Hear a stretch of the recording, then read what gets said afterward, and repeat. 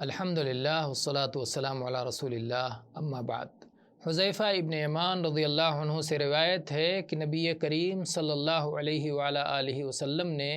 میری پنڈلی کے موٹے گوشت کو پکڑ کے فرمایا، یا اپنی پنڈلی کے موٹے گوشت کو پکڑ کے فرمایا